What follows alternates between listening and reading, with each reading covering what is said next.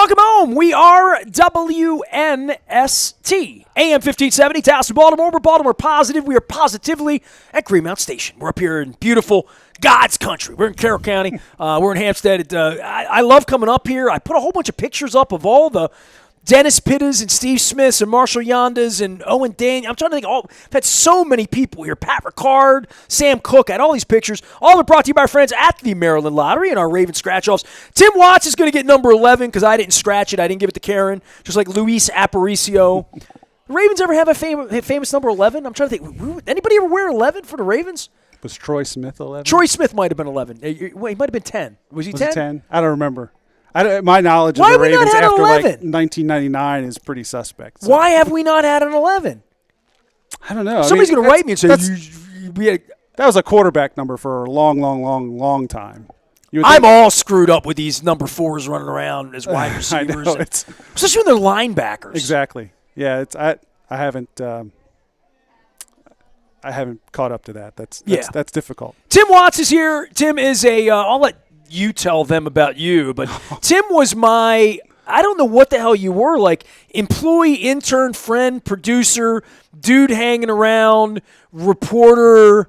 You've been around so long, you dealt with Chad Steele when he first got to the Ravens 25 years ago. All of those things. You were literally all of that, right? Yep. Yeah, 1997 through about 99. So this is like pre-first Super Bowl was the time I spent with you guys. So that was like the initial NST launch. When did you start? So you were there in 98. Summer of 98 was our launch. Right. I started in 97, the summer of 97 at training camp. So you were still at WLG at the time. You were my reporter at Ravens camp in 97. Yes.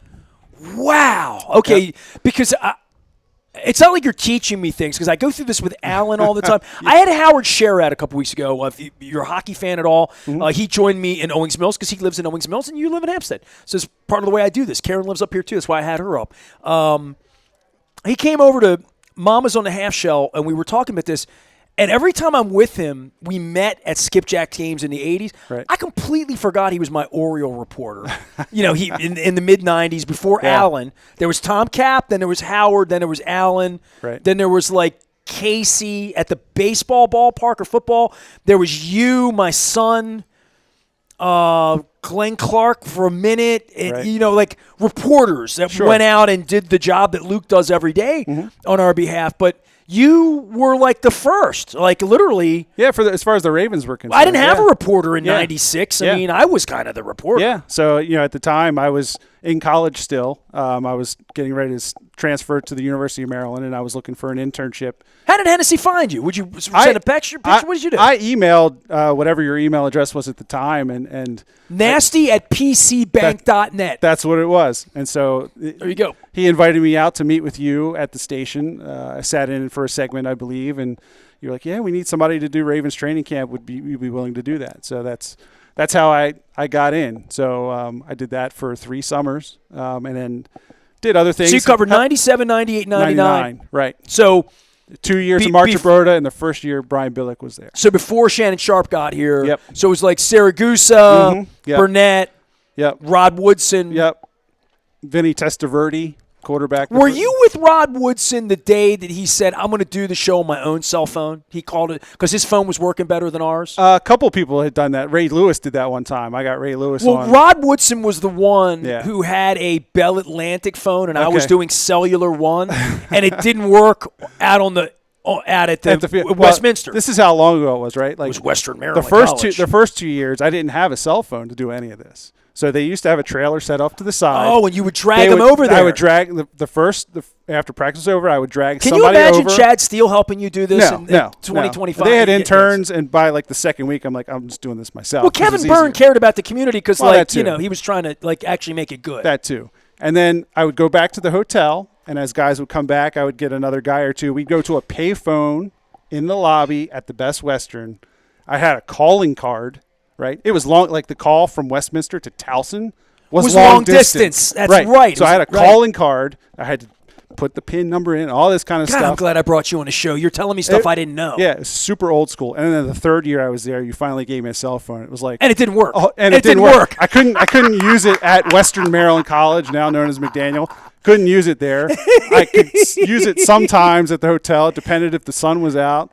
And then half the time I'd call in a final report. By the time I got home in Catonsville, where I had reception, I would call in and do a final call there. So I have all the tapes. Yeah. I mean, if I go through the tapes, let's go out to Tim Watts. He's in Westminster. Hey, Timmy, what you got? Well, Syracuse is, didn't practice today. He told me his knee's swollen because he drank too much last night. I remember like the big first story that I wasn't like a trained journalist, right? I'm just kind of faking it out there. The first big thing. Well, hey, I was a college kid at the time. The first big thing that came up was when Bam Morris got suspended. That was the first big story that came about. Smoking weed, right? Yeah. And I remember like Kevin Byrne notified everybody, just sort of not officially, but let everybody know that this was happening. So I called and told you, and you asked me all kinds of questions that I didn't have answers to. Thankfully, it wasn't on air, and like it was like a learning experience. Like, okay, you got to ask this. Oh, I was that, and the teaching other you how to thing. be a reporter. Yeah, Okay. And this was prior, like we weren't on air. Thank at the God time. for John Stedman. This was in the Jack afternoon. Gibbons, So Molly Dunham. yeah, that whole had to learn quick. Getting thrown out there to cover an NFL team at that level. I love having this much history. Yeah. Because, like, if people are driving around listening to you or if they're downloading podcasts or whatever, I have all this history with all these humans like you. And everybody thinks everybody that ever worked for me hates me. It's just a handful of them. And I paid them all, but God bless. I love you, Ray Bachman, Andy Mueller. These people who've been in my Alan McCallum, who've been in my life forever. Yep. And there are people that I don't associate with anymore. You can name them or find them or, they'll say nasty things about me or whatever.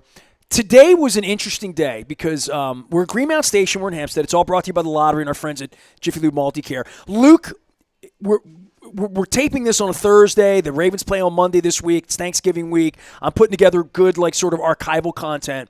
And Friday is International Music Day, the 22nd of November. And I decided to do all this music content this week and next week because of the holiday. To play the Eagles next week, it's weird because of Thanksgiving. Right. And I want to give Luke a little bit of downtime to be normal as well because of the Monday night game out in L.A. And I had all this music content, and I'm like, I'm going to put it together. I have all this archival music stuff that I haven't ever put on the air or ever fixed. It was on a tape. It's an MP3. It's not cleaned up. It might have F-bombs in it. I don't know what it is. But to get it on the air, I have to edit it, listen to it. In the modern world now, I have Otter, so I can throw the MP3 up and get the whole transcription of conversations. Right. So when I did the music thing with Jen back in 14 and 15 when she was sick, I transcribed all my Evening Sun interviews with David Bowie and Bon Jovi and Billy Joel. They were all done on a Radio Shack tape recorder. So they sound impeccable. Right. They're really good sound. But when I did it in 14 or 15, first off, my wife was dying and it was a mess, but I was just trying to put some stuff together for best of content. If she got better, we went on vacation, wanted to do things, have air to run in my new format after everybody left the company in 14. Mm-hmm. So I had all this music, and I did the Hall of Famers, the Rock and Roll Hall of Famers in 2014. And there were many of them, some of them have passed away. Since 2014, all these new people have gone into the Hall of Fame, and I have interviews with tons of them. Oh, wow. So I have found interviews with Joan Jett, the Red Hot Chili Peppers, Black Crowes, bands that have gone into the Pat Benatar, bands that have gone into the Rock and Roll Hall of Fame that weren't 12 years ago. Right. So I found like another 15 or 18, more interviews. So I'm going through that. And then there's like famous people like Pat Denizio from the Smithereens who have died, who I have these interviews with that I've never unearthed. So I'm doing all of that next week. And I had this one crab cake tour here at Greenmount Station because I wanted to come up here. I want to talk about horse racing with David, and I want to talk about crab cakes with Chris. And I reached to you, knowing you were up here, Karen. I was hoping you could come out. Yeah. I want you to explain the whole North Carroll, because you're wearing the Manchester Valley Mavericks shirt. Yep. This wasn't a high school when I covered high schools in the 80s. No. So Manchester Valley opened in 2009. So okay. Your kids go there? Yeah. So I have three daughters. My oldest graduated there in 2023. She's a sophomore at Millersville University up in Lancaster. I have my middle daughter's a junior, and my youngest is a freshman at Manchester Valley. So would they have gone to North Carroll? They would have gone to North Carroll because we live right around the corner here from Greenmount but Station. It closed, though, right? North Carroll closed. So I can't remember the year. It was probably 6, 7, 8 years ago. I don't know the exact timeline. Major controversy in Carroll County. Right. So they built Manchester Valley. It opened in 2009. I think the projections for the population out here were X, right? And so they said, oh, we need another high school in Carroll County, so they built Manchester Valley. I don't think those population projections came to light. Okay. The school over here at North Carroll needed a new roof, probably some HVAC upgrades. All kinds of work needed to be done. $12.2 million is a lot of money. A lot of money to kind of get it up to speed. So they made the decision to close North Carroll High School and move all those kids to Manchester Valley. Some of those kids, I think, went over to Winters Mill or Westminster, but by and large, most of those kids go. Winters Mill? Winters Mill's over in Westminster. That's another. I never heard of that. Yeah, I don't even know where that is. Seven public high schools. They are the mighty Falcons. Falcons. Okay. That's Winters So Mill. back in the day when we covered Carroll County, there was Francis Scott Key, Liberty, Westminster, North Carroll, South Carroll, Westminster, That's probably it. and that probably That's it. right. Yeah. Century was built. Winters Mill. Never heard of it. Yeah, Century, Winters Mill, and Manchester. Only reason Valley I know 3. Manchester Valley is because I've told this story up here. Yeah. You know about this is a North Carroll room here. Right. So I call you to come out, and I love you. I miss you. Has it been 2 or 3 years since you did this? I came out here. It was 2021. So it was 3 years, 3 years ago. ago. Wow, man! It's been 3 years. I feel like I saw you a minute ago. I know. It's weird, Yeah. right? So Time we flies. were close back at the turn of the century, and I remember a picture of you and me at Lambeau Field. Yep. And so I put your name into Facebook. This is what you do with people, right? And I put Tim Watts in, and I said, all right, I want pictures, Tim Watts, and I want pictures that I put up of Tim Watts and I. And 3 pictures showed up. And I'm like, well, I know we got a lot more pictures in there, right? So I'm thinking, like, how many pictures can I come up with? So this is the picture of T. Watts and I at this is us at Green Bay back in 98. Yeah, 98, right? November 98. My hair was you could see my hair was really blonde back then. If you check that out. So here, let me put that. There you go. I had hair, some at least. Well, I just zoomed in on it. Hold on, there we go. So Lambeau Field, T. Watts and Ness hanging out. All right. So that's the one picture, and then there were 2 other pictures, and I'm like, I don't even know how you're in that. Well, hold on a second here. Here's the other one. So this was a giant photo collage that sat on the wall of the radio. Oh, geez, I just did it wrong. This sat on the wall forever. So there's Ace Kashadi and there's Wally Williams from back at the barn, and then there's Jim Harbaugh and different Peter Boulware. You are in this. You and I are together. It looks like Giant Stadium, but it's San Diego. Yeah, there we are. It's a Jack Murphy Stadium. So there's T. Watts and I together, and that was 98 or 99? 98. Well, we went twice. Yeah. So you went twice. Yeah. You went to both of them. It was back-to-back years, right? No wonder you're wearing different hats in both pictures. So I've unearthed a bunch of these pictures. So that was a collage in San Diego, and then the other picture is a San Diego tailgate, legendary. Oh, yeah. It's one of the stories of glory we had. This was the San Diego tailgate of 1998. Yogi's in there, Steve Hennessy's in there, Craig Bellafato, Joe Enoch's in this picture, George Hutchinwright, a whole bunch of people in this picture. Keith Melchier's in this picture. So I saw that, and I'm like, I know I got more pictures of T. Watts. So this is at 5 a.m. this morning. I got me some Royal Farms coffee together, and I have digitized most of my pictures, right? But I'm not smart enough to have tagged them all, right? And they're not in folders where, like, all the San Diego pictures are there and the Jersey pictures are here. So I went through maybe 1,000, 1,200 pictures today and in boxes. And I do it quick, right? I mean, I can just finger through it. And I have found here 1, 2, 3, 4, 5, 6, 7, about a dozen pictures here that have an association to you. Okay. And do you have any idea what's in my hand? So before we start, I want, because you watched a documentary too, and I know you want to talk about that. So You were with me 3 years, 97, 8, 9, 2000. We probably remained friendly. Oh, sure, yeah. Your kids came along a little later. You got married after that? I got married in 03. My oldest was born in 05. But, like, we spent, like, New Year's Eve, 99 into 2000, like, into the new millennium. We were together that night. You were with me down at the power plant that night? Yeah. We went to dinner at Amici's, and then we went to Have a Nice Day We Cafe. spent Y2K together. Yeah, absolutely. All right, so I remember that night. Yeah. I was at the power plant at the moment that happened. Yep. I was wherever the original sports bar, whatever. It was the Have a Nice Day Cafe. Have a Nice Day Cafe is what it was. Okay. Yep. We were there. Okay, so what other I don't have any pictures of that. No, me neither. I have a lot of pictures of us, though, but you think events that we had of that era, and look, I did the documentary 7-8 months ago with Greg, and I went through some of that archival in my mind. Who was a Nice Guy Award winner this year? Where was the road trip that year? When was that Green Bay trip? My hair was blonde. Newsletters are all the nasty newsletter. Yep. I have archives of all that. Yeah. And I only have these 3 pictures in the modern era, you and me, and 2 of them are group pictures. The only picture that the world has ever seen of you and I is that Green Bay picture, right? It's the one I shared. Yeah. So today I went through and I'm like, all right, how important was Tim Watts for all this? Well, I found the original Ravens picture.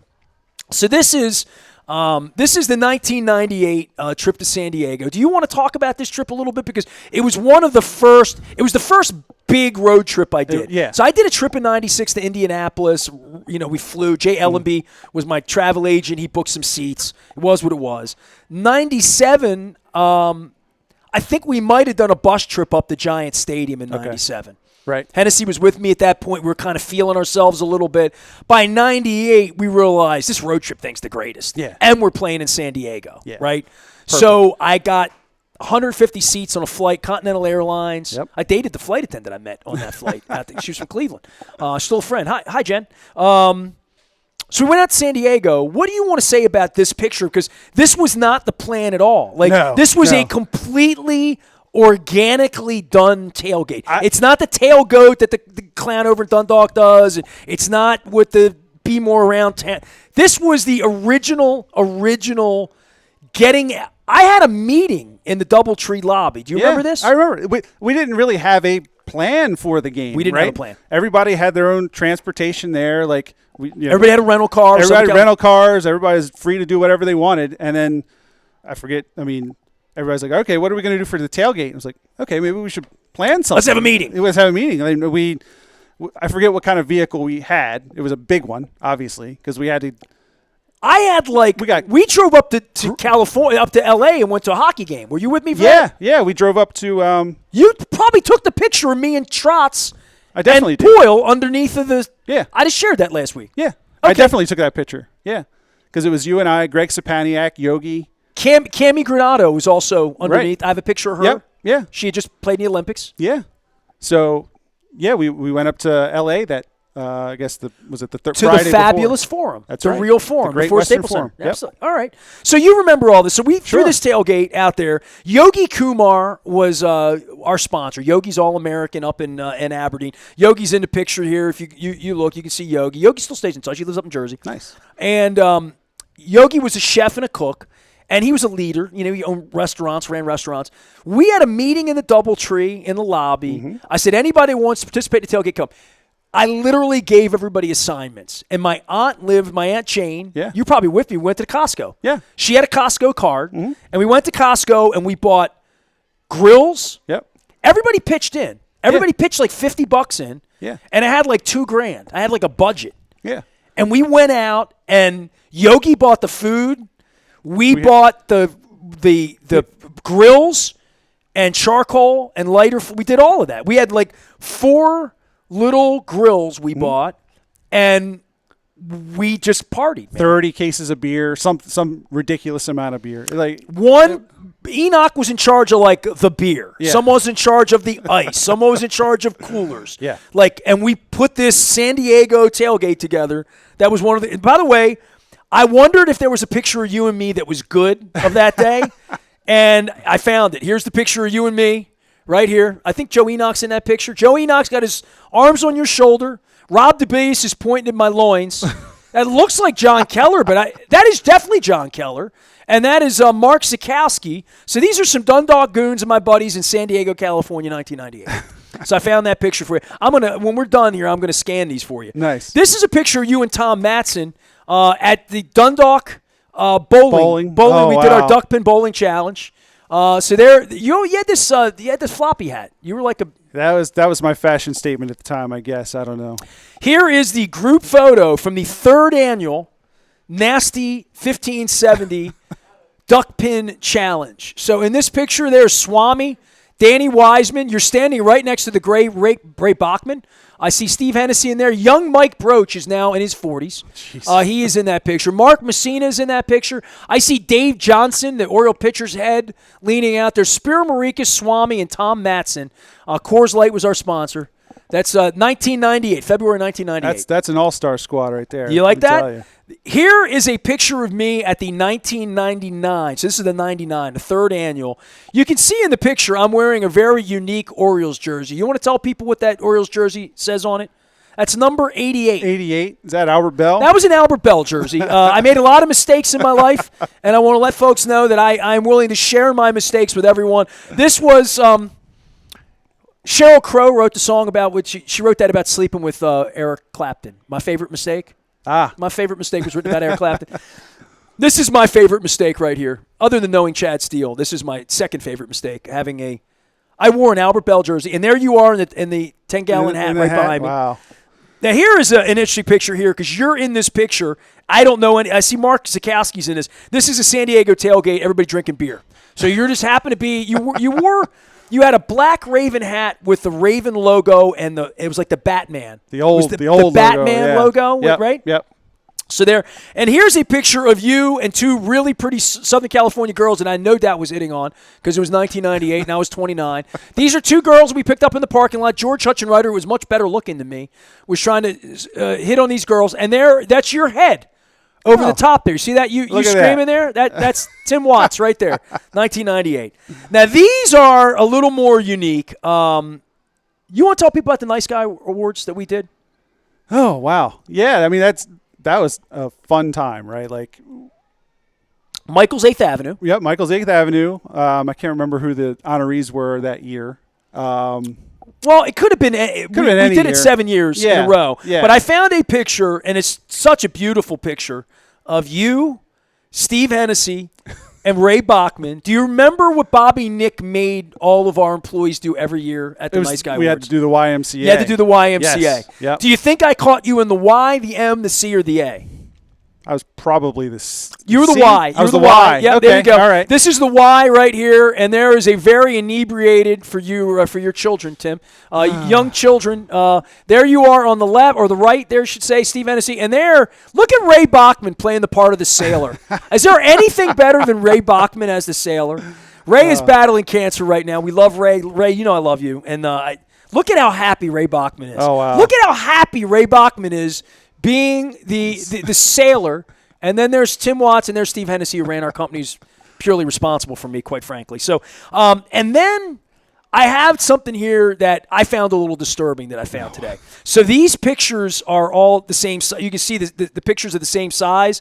These were smaller, which means they came from somebody else. Okay. Right? They were given to me. A listener took these pictures and gave them to me. And this is the first picture I found this morning at 5 a.m. Don't ask me why. And it's a little macabre, but I want you to see it. This is the first picture I found. Can you tell everybody who that is and what that is? I can't see. Let me see the picture. My eyes are gone. This is Owen Hart. Owen Hart, yes. Okay. This is the wrestler Owen Hart. Wow. Holding a nasty 1360. So this is before May of 98. So this was, I believe, March of 98 was when Raw is War came. Ray, this is one of Ray's all-time favorites. So this is a picture. That's Ray and you and Owen Hart. Wow. That's Ray's head behind Owen Hart. And then I found another picture. This is just Owen Hart doing the show with Kevin Eck. And you can see the old Baltimore Civic Center. Yeah. The Baltimore Arena chair. I remember that. The logo. We were like in a back room down there, and like Vince McMahon was on, wasn't he? Didn't he come in? Vince came in, Pat Patterson, Tony Gurriel, The Rock. The Rock. The Rock. Right. and Mick Foley, right. dude love. You had a couple of WWE events, and it wasn't this time, it was another time. My favorite sporting event I've ever been to. We sat ringside, behind the announcer's table, front row. Ray has pictures of this. I have pictures of it too. Ray showed me a picture of it. Ray sent it to me. Matter of fact, I'm going to pull it up because Ray sent it to me because he got his brother fired. He had a sign that said, Derek Bachman steals from Target. That was the sign he held up, and it was on TV. You remember the sign? I remember the sign. We all had signs. I don't remember the sign. You were in a feud with Stan Charles at the time, and I had a sign that said Stan fears nasty. And did you really? Oh yeah. I don't remember any of this. That was the most fun I've ever had at any sporting event in my life. Well, I'm glad that you asked me about this because Ray Bachman and I got into it. And here is literally Ray holding the Derek Bachman steals from CBS sign. He got his brother fired on national television. There with Jerry the King Lawler and Jim Ross in the picture. Who's had more fun than us? Not many people. Nobody's had more fun than you and me. Nope. I love you, Tim Watts. I'm glad I brought you out here today because I got to look at these old pictures. Great memories, man. Great memories, no doubt. Did you know I had these? I did not. Do you have any pictures or no? I have a lot of pictures, and sadly, I forget. Like I meant to go through mine. I know I gave you a lot. There's a lot of pictures. I got up at 5 in the morning because I love you that much, and you're coming out. Pictures of you. I don't know where the one of us in San Diego together that was in that collage. My wife took it down, took the glass apart, and the pictures are in a box. I don't know where they are. I'll find them, but. I knew this morning. I looked and I'm like, I got Tim coming out today. I got to find some memories of us. Next time. Last time we were here, we're like, Tim used to work for me. Tim, And I'm like, I got great pictures, man. I got a picture of you and Owen Hart. Yeah, I know you didn't. I know. I've got pictures from like Preakness parties we had in the infield. Okay. From Green Bay. A lot of them of you and other people. I meant to bring them today. If anybody has pictures out there, with me. I wrote this down today because I got a little wisp. I started seeing old friends and people that have left us, and I looked through a lot of pictures. Right. Not like intentionally. I was looking for you. I mean, I'm like literally looking through, and I'm like, all right, that's 97, 98, 99. That's sort of Tim was around, and then I would see your hat, and I'd be like, all right, that's the hat he was wearing at the tailgate. So now I'm looking for like where you're. So I went through all these pictures today, and I wrote this down. I'm like. It was every picture tells a story, right? Yeah. That's a Rod Stewart thing or whatever.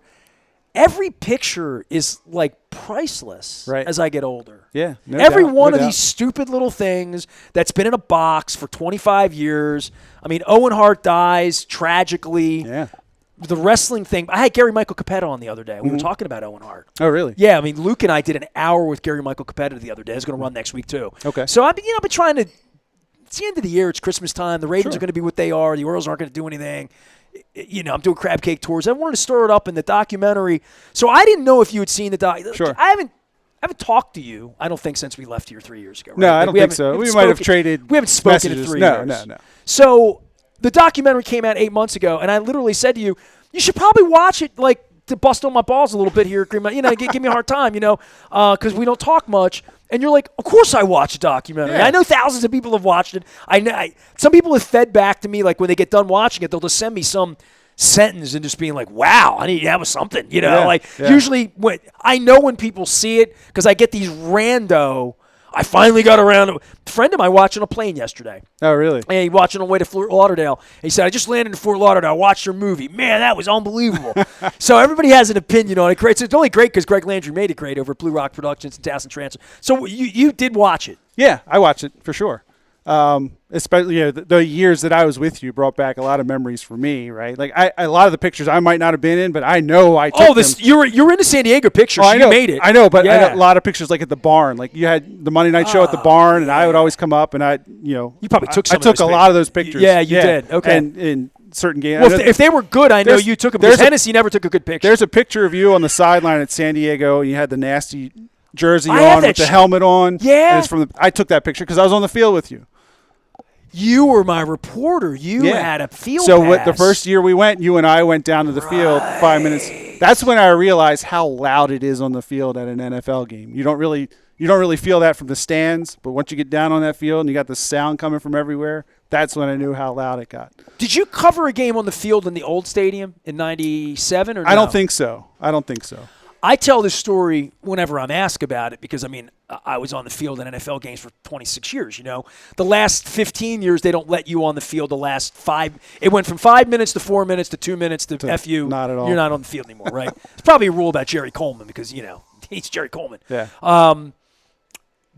But the thing I remember the most about being on the field, of all the years of doing it, of all the passion and blood, and I saw Michael McCreary a couple weeks ago at Maritime Magic down at Living Classrooms, and his sister was with him. And I said, all I remember about you is throwing up. All you did was throw up on the sidelines. He said, man, I got nervous, and he was kidding around. The thing I remember about being on the field for all of it was the first time I saw an onside kick.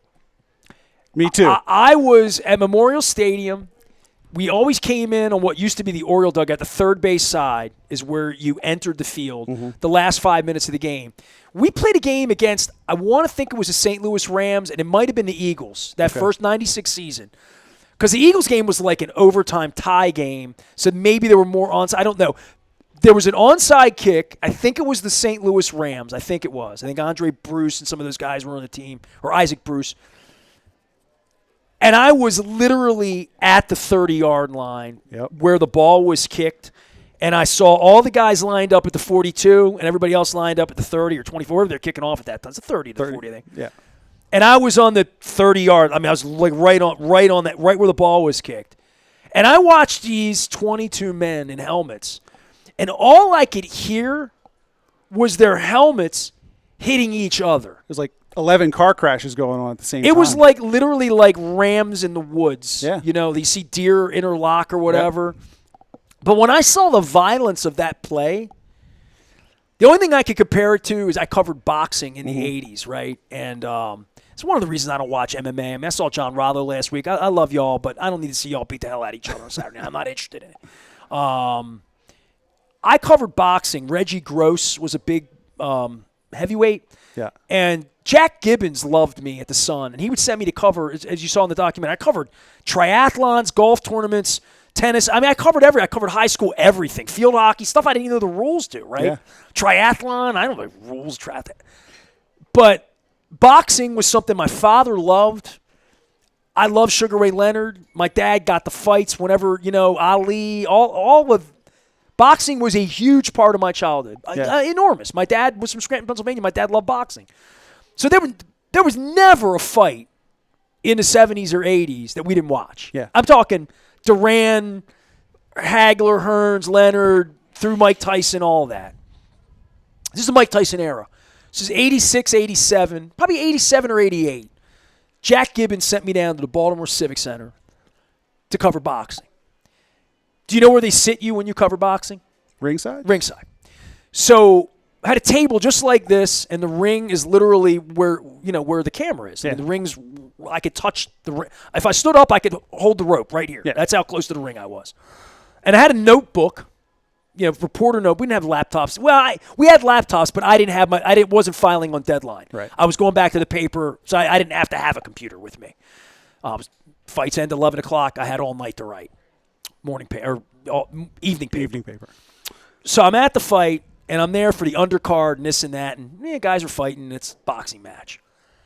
And then I'm there, and I saw a guy take a punch, and I saw his head go, completely torque around. Heavyweights, big guys. And I'm from Dundalk. I saw street fights. There were fights on the hill every day in Holliburg with kids and whatever. Yeah. These are heavy. These are 265-pound men. And I had been ringside at wrestling matches, Superstar Graham bleeding. I rooted for blood when I was a kid at the Civic Center. Anytime Ivan Putski would bleed, it was a great night. Be at the arena, right? Blading themselves, do all the wrestling inside stuff. This was like violence for violence sake.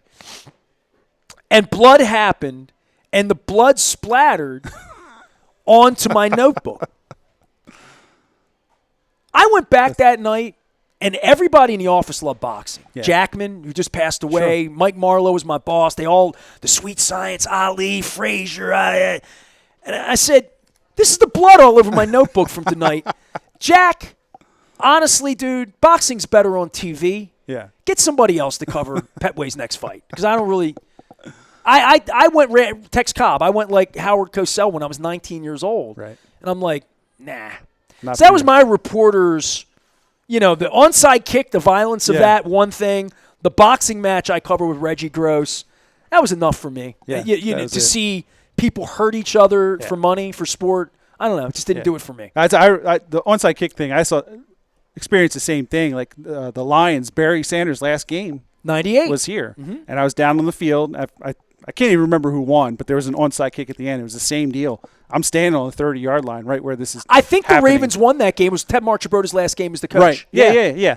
And so that collision happened right in front of me. And you've never seen anything like it? Never seen anything like it. Like, regular football, okay, you might have a tackle going. You can sit in the stands.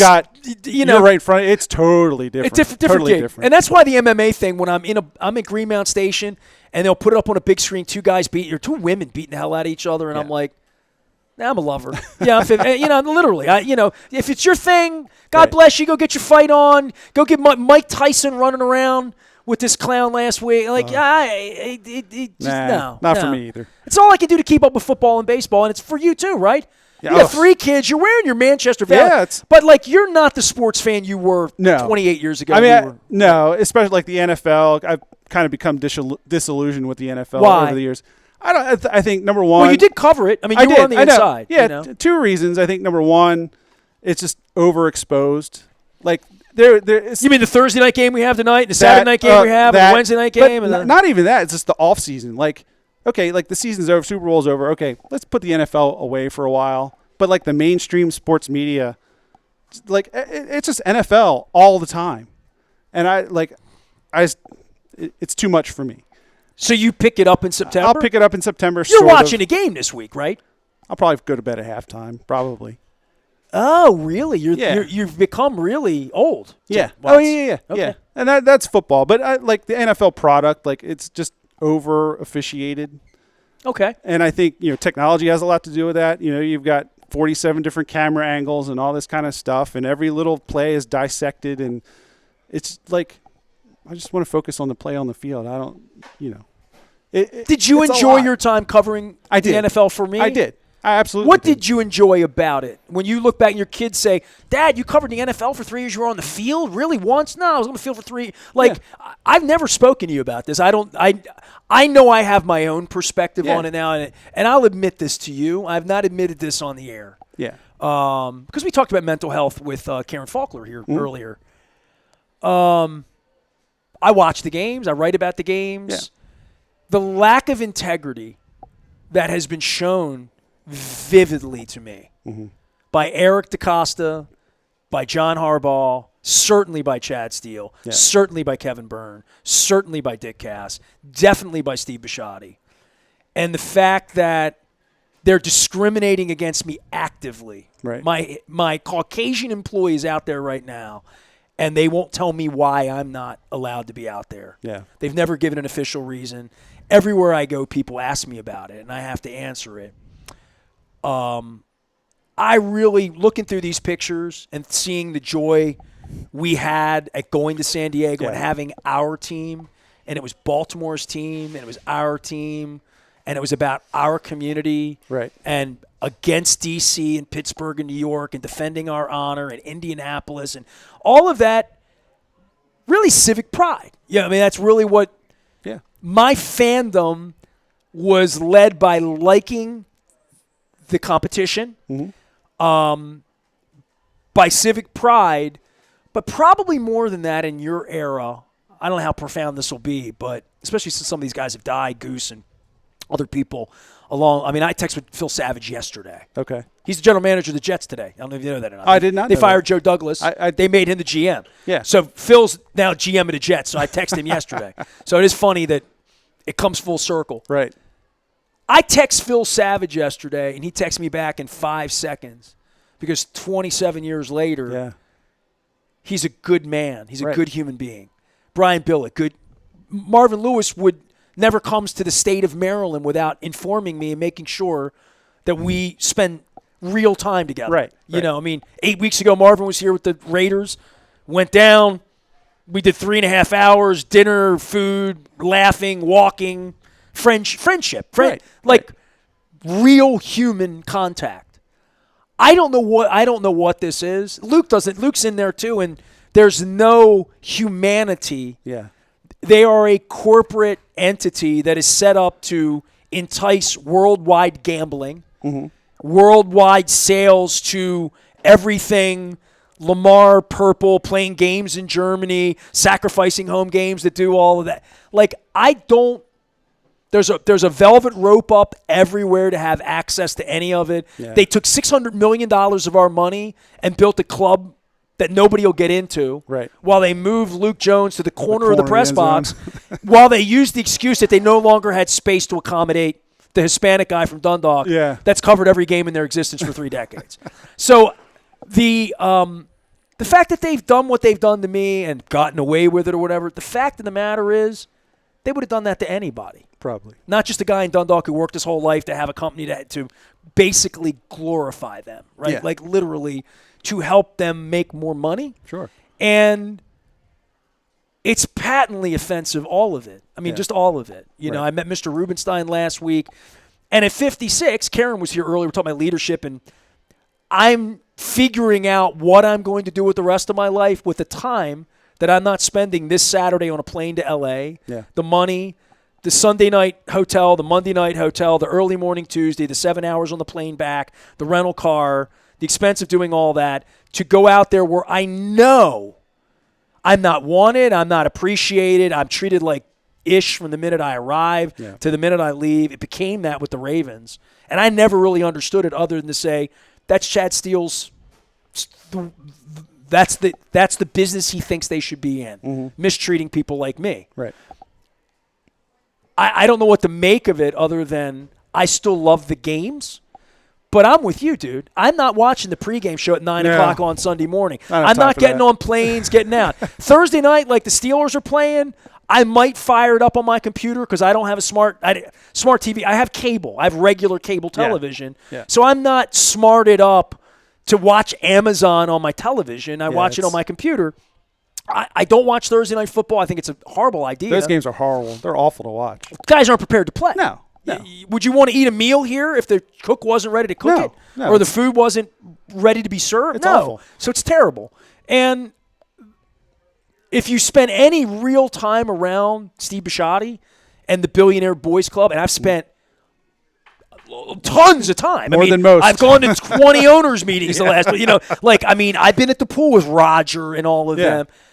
The lack of regard that they have for every fan everywhere is evidential. You know what I mean? And if you don't smell it and the gambling part of it, I don't know how anyone can like it as much as we used to like it. I don't know. That's really like I miss that, and it hurts my soul. Yeah. But I loved it so much, and they made me hate it. Yeah. They made me hate them because how could you not? Right.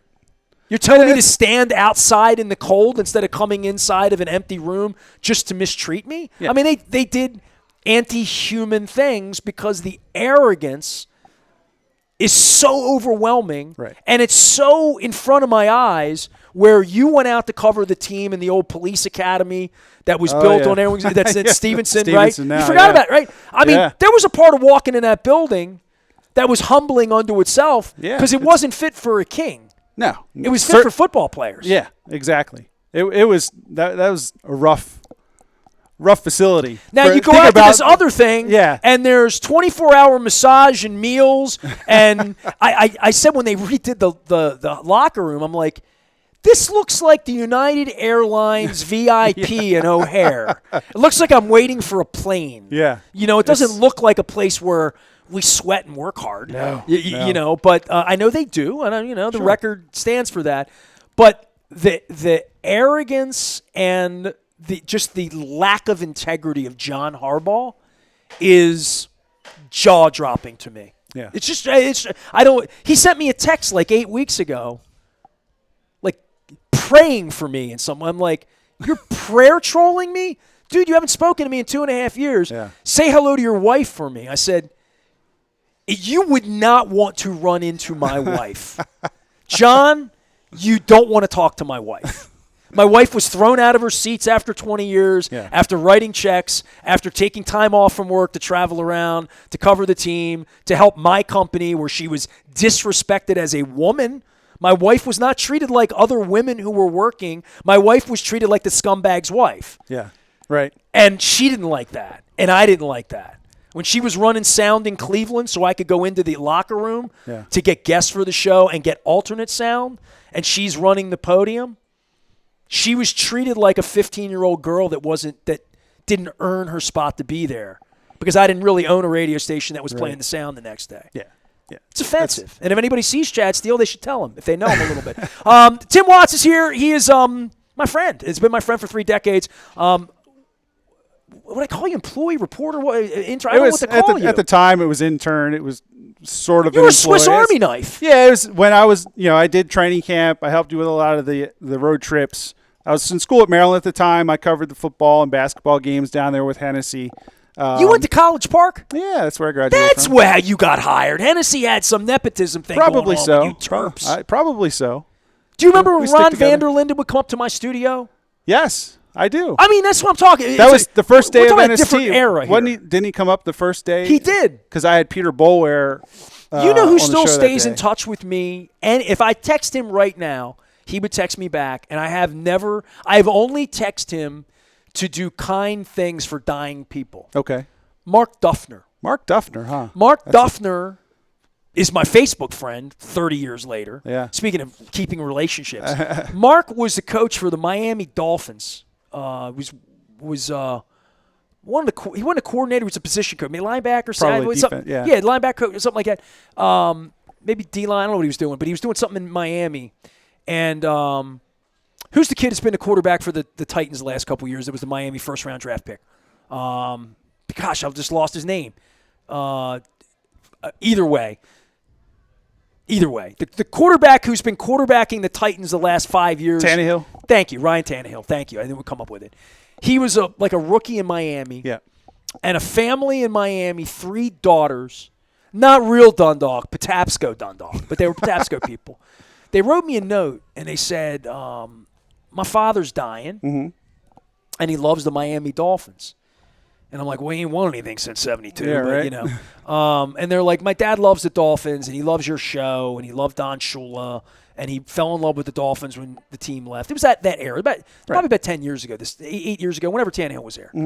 And I threw Duffner a note. I'm like, hey, man, I wouldn't hit you at anything, but I got this couple girls there.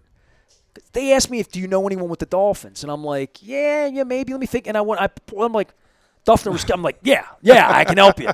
So I text Duffner, and Duffner set up a FaceTime. Oh, wow. And Tannehill was apparently just a really good guy. And he FaceTimed with this fella from Dundalk, Wise Avenue, who passed away not long after. Yeah. Yeah. People do that. Jim Harbaugh did that for me. Is that right? With John's help about 2.5, 3, right when John threw me out. Oh. I haven't spoken to John since this then? happened. Yeah, but Rob Santoni down here in Glendon, Santoni's. Sure, yeah. Rob Santoni, Santoni family. Yep. Fella named Scott out in Michigan, was a Michigan alum. One of the cousins was terminally ill. Okay. And his wife and Rob reached to me and said, he's a Michigan fan, man. Can you, is there anything? I know you know Jim. And I'm like, yeah.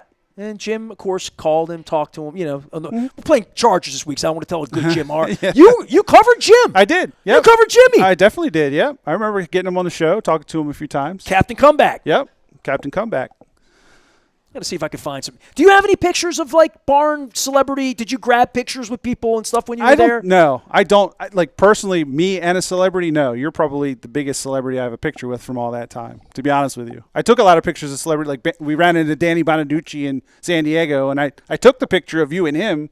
But I found that picture today. But I didn't know you were with me that night. Yeah, I took the picture of you guys. You were with me that night. Yeah. Yep. I thought Kevin Eck was with me that night, but you were with me that night. Yeah, I think I have the double of the picture at home because it was on my camera. Was that the night we went to Jimmy Love's and got thrown out? Almost went to jail? Yep. Yeah, almost went to jail in San Diego. That was the night. Yep. Tim Watts is here. We're at the Greenmount Station. I saw Chris stick his head in here. He and Dave are going to come by.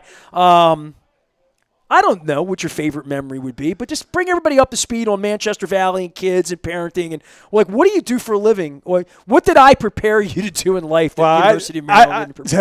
I do analytics and business intelligence, so not really a whole lot from my time with you kind of carried over. Well, this is barely a business, and I'm barely intelligent, so I don't know. What are you going to analyze? I work for like a large insurance conglomerate. That sounds exciting to me. Yeah, well, it pays the bills. Not terribly, but it does pay the bills. So that's what I do. My kids are athletes, so my younger two go to school at Manchester Valley. Both of them played volleyball this past fall. My middle daughter, Sam, was a junior. She was on the varsity. My youngest volleyball's a racket, isn't it? Right? They play year-round. That is awesome. Volleyball is a great sport. Like I had the Coppin State volleyball coach on 2 weeks ago. So if your kids need a scholarship, I can maybe help. Yeah. But volleyball is one of those things that I said this to the coach. I said, Coach Walsh, I said, it's how we picked up girls in Ocean City back in the day. We'd set a net up and everybody wanted to. It was like a girl mag. It was like people magnet. Everybody wanted to play on the beach. Yeah. And volleyball is like one of those. Anybody can play. Yeah. It's for fun. So I would play volleyball with you if you set up. It's one of the fastest growing sports, if not the fastest growing sport for girls at the high school level. You're a volleyball dad. I'm a volleyball dad. Oh, I love Manchester that. Valley, and a girl dad. Great season. Varsity Mavericks finished 12-5 this year. Their best season in a long time. Beat Westminster 3 times, which is a big deal. I don't want to ask you who they lost to. Hopefully it was Well, South Carroll was kind of the cream of the crop in the county this year. They were undefeated. Ringers. Then they lost in the playoffs to, I think, they're recruiting. To some team from Washington County. County. From Montgomery County. Yeah, but they always have a tough program. But great season for the Mavericks. It's exciting to watch my kids play. So my youngest, Catherine, she plays softball. So are you from here? You from Hampstead? No, I'm from Catonsville. That's what I thought. You went to Mount St. Joe. Yeah. Yep. Went to St. Joe. She came up on the farm, did you? Yeah, came out here. What made a life for you out here? I always ask people that because it's a beautiful community. Yeah, I mean, and I told Karen, she laughed at me, but when I come here Christmas week, I was a little worried. So like a little early for Christmas, and I thought they won't have the decorations up. But we did the show up here so many times, right? Like I have pictures. I put them out today. Sam Cooke and Steve Smith and Barry Trotz has been. I mean, we've done a lot of shows in this room. Yeah. And my favorite ones are the ones when the Christmas lights are up. Yeah, because this is such a great Christmas community. It is. It really is. They just decorated a week ago. They got all the decorations up on beautiful. Main Street there. It's awesome. really beautiful. Yeah, the tree lighting ceremony I think was last Friday. Or maybe it's this Friday. I can't remember. Either way, we got married in 2003. My wife Danielle is from Sykesville. We were looking for houses there. It was a little expensive. You go out to Westminster, it's a little less expensive. But then you come out here, it was a little less expensive than Westminster. So it fit our budget at the time. But it's a great community. I mean, we've lived here now for made a life here. 21 years. We've more been than out half your here. life. Like half your life. Well, getting close to that. Yeah. So raised our kids here. It's been a great place to raise a family. So it's a great place to get crab cakes. I know that. That also. We're at Greenmount Station in beautiful Hampstead. It's all brought to you by friends at the Maryland Lottery. I have Raven scratch-offs to give away. I'm giving you Lucky 11. I hope that you hit it big like Luis Aparicio. Tim Watts. I am so proud of everyone who ever worked here or is ever a part of anything we did, certainly to bring memories back. And the documentary, the pictures, I think losing people, the fight that Ray Bachman's in, he's doing well. Give him some love. You can find him out on the internet. He rang the bell a couple weeks ago. I don't know that he was quite this happy as he is in this picture, but I'm going to send that over to him right now. Matter of fact, here's what we're going to do. You and I are going to take a selfie for Ray. All right. And I'm going to set this up. And this is going to be the last thing we do before I sign off, but I want to make sure we get this together. All right, Ray's going to get that. Yeah. I am Nestor. We're going to come back. Chris is here. Dave's here. We're going to talk about the Greenmount Bowl. We're going to talk the OTB. We're going to talk about gambling, sports wagering. But more importantly, we're going to talk about crab cakes for the holidays. We're up here in Hampstead. We're at beautiful Greenmount Station with old friends like Tim Watts. It is so good to see you, my brother. You too, man. All right, I'm going to get you some digital copies of these so your kids can see what a troublemaker you were back last century. I am Nestor. We are WNST, AM 1570, Towson, Baltimore. We never stop talking Baltimore positive.